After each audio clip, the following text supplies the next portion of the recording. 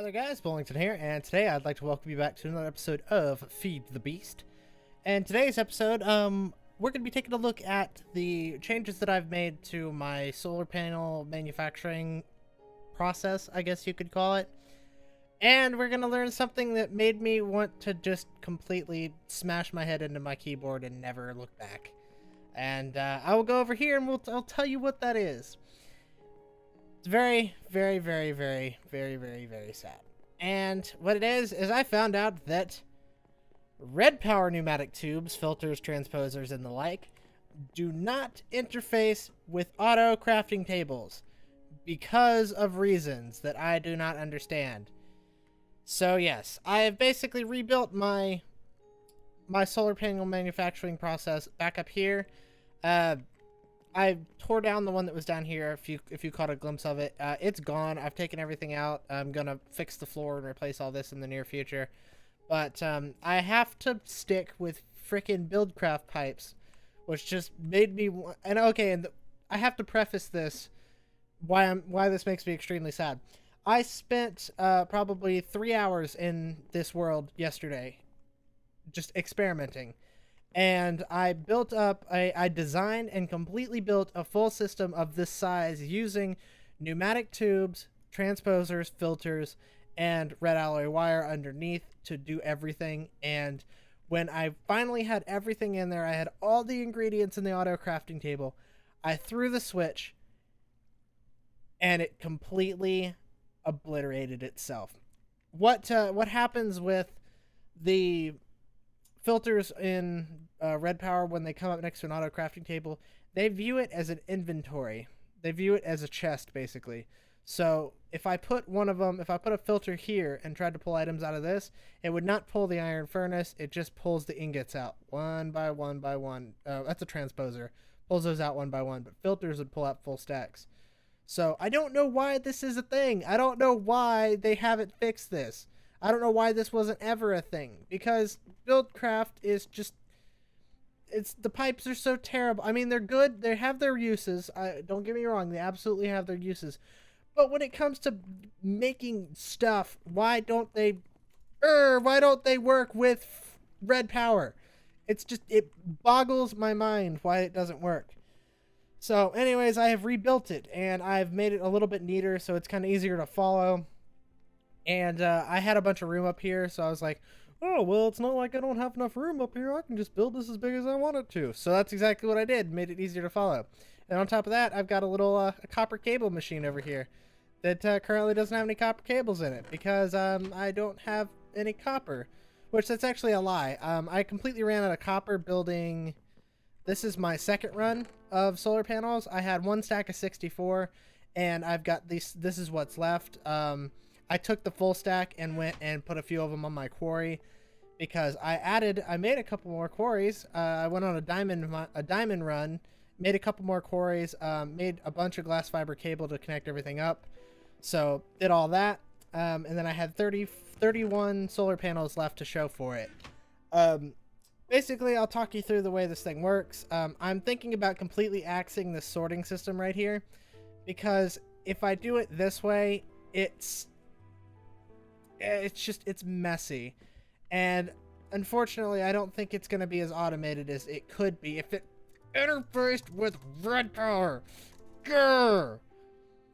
But anyways, basically what happens is these are the buffers. These are where all the materials go that go for each individual item.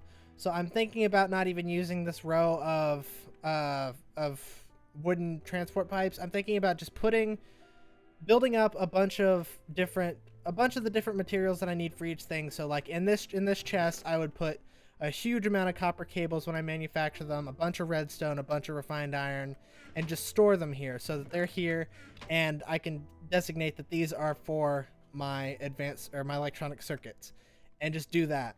And then when I'm ready, and do that for all the other ones. So this one's just iron, and then this one is 10 iron and redstone. Oh, no, I'm sorry, 10 redstone and copper cables, and then this one is just refined iron to go into the generator machine. I'm thinking about just doing it that way, and then when I'm ready to go do a run, I'll do these items in sets of 64. So I'll just come in here, I'll go to this chest. Say I want to fill the electronic circuit up. I'll just go in this chest, fill up my inventory with the things I need to do it, top off the machine like I've done here and like I've done with the iron one here. Just go through and top all of them off, let it run, and let it build up the items in the next step of the production, which this is, that's stage one is that, but I'm thinking about removing stage one and the initial sorting pre-production because it's too messy, and I just, no red power integration. I'm thinking about completely axing that step and just leaving those as chests there. Or doing, actually they kind of fill up. I'm thinking I might let it help me a little bit. Like I'll watch it so that if I finish, if I do one run and there's only the one set of items in here as the template and I've got all the items in here, I might run this section for like 5 minutes while I'm doing other things. Like if I'm smelting ore or I'm checking on my farm and stuff like that, I might run it for 5 minutes to save myself some time and then go through and top everything off and run it. But it's just, I'm so gutted by that. That's awful. And I feel like such an idiot because I wasted like 2 hours yesterday messing with it to try and get it to work. And I built the whole thing and then it just completely imploded like a neutron star. Oh, God. Oh, anyways, that's done. So next episode, I'm going to go back to the Twilight Forest and do some exploring in there. Because I need to let my quarries run. Because I have, actually, believe it or not, I have 6 quarries now. I spent almost an hour and a half going diamond mining, which I've basically exhausted all of the diamonds in my original quarry section. Down there, I went out in all directions from there with my destruction catalyst, and I found a bunch of diamonds and built a huge amount of quarries. But I set them up in a really stupid configuration that I'm not going to show you because I'm completely embarrassed about it. I just wanted to get it done, so I went ahead and threw them down, and they finished because I had 4 engines on each one. They finished in like 10 minutes, and it was a complete waste of my time. So what I'm going to do is I'm going to set them up I'm going to figure out a way to set up all 6 in a pattern that uses their full size, so that if I've got 6 of them running at their full size, which is, I think they're 32 by 32, if I remember correctly, is the maximum size you can get for a quarry. Could be wrong. I was having a conversation with somebody in the comments about using they couldn't get the quarry to go to the size they wanted, the default. So you use landmarks, and this is a follow-up to that conversation if you're watching. But you use the landmarks and you designate the different size square that you want, and then you right-click the torch, and it'll make a. Oh wow, cool. You right-click the torch, and it'll make a red outline that goes all the way around. Then you plop your quarry down, and it will take the shape of the red line. They're very useful, but I think the maximum size is 32 by 32. Could be wrong, but that sounds about right. That actually sounds kind of big. I think it might be closer to like 24 by 24, because 24 by 24 is a big block. I'm pretty sure that torch down there is probably 20 blocks away. Or 24 blocks away. So yeah, it's still a very big quarry. So I'm going to figure out a system to efficiently distribute energy between the different quarries and get those running, and then we'll go back to the Twilight Forest and we will figure out what's at the top of that tower that we found that was so awesome, and all the disappearing blocks, which I had a thought for, but I didn't remember it in time to do it. And the way I was going to do it was I was going to make it so that the floors in the middle of this are the disappearing blocks, which we can actually do that today because we've got a little bit of time. The main thing that I wanted to do today was talk about the solar cell plant and all of that stuff. But we can go ahead and throw some of those disappearing blocks down if I can remember where I put them. I don't remember exactly where I put them. Were they? I think I put them down here. Disappearing blocks, disappearing blocks, disappearing blocks. Oh, actually, I might have put them. I might have made them a spot. Yeah, there they are. They're on the wall there. So we'll go ahead and take a bunch of these, and we'll go throw some of them in the center of the tower. the factory, because I've been having a problem with my boots. My boots can get me all the way up here, but normally when I'm between floors, I have the problem where I can't get, because I'm okay, that's a totally a messed up way to say what I'm trying to say. If you hit anything with the boots, you completely lose your momentum and you can't keep going, unlike the jetpack. So I built this to kind of get me out and about so I could get up here, but I don't really like that. So I'm thinking that these might be a cool, oh, come here. These might be a cool way to do what I'm trying to do. And they're gonna be totally goofy like they normally are. Just that whole sound makes me laugh when I hear it.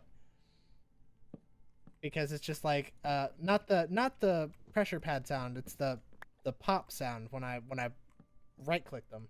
I think those are neat. Alright, so I'm thinking that this might be a cool way to do it. So I want to go down, I go down. If I want to go up, all I do is right click and go up. But I think it'll work better with a jetpack. So I could jump and then do that and pop up. Those are cool. I like these blocks. Oh, those are nifty. I forgot how cool these blocks are. Yes, awesome. So I think I'll do that up here as well. And then that way, at least if I run out of juice, I can kind of, it might take me a little longer to get up here, but at least I'll have a steady way to do it. Yo. Cool, so drop. I love that sound too. Oh, I've never heard that many of them go at once. Fantastic, but the problem I foresee is a lot of darkness and stuff. So we'll go ahead and put one of these here.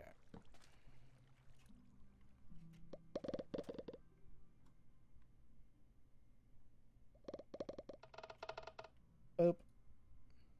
I said boop. No, not there. I didn't mean to boop you that way. Boop. There we go. Fantastic. That's a cool use for those things. Boop. Boop. Awesome. I like that. That's cool. That's a good thing to do today and get done. But that's pretty much all I had planned for today. Kind of a yawner, but you know, it's more one of those technical aspects of looking at how to do production for certain things, because yeah, that makes me sad.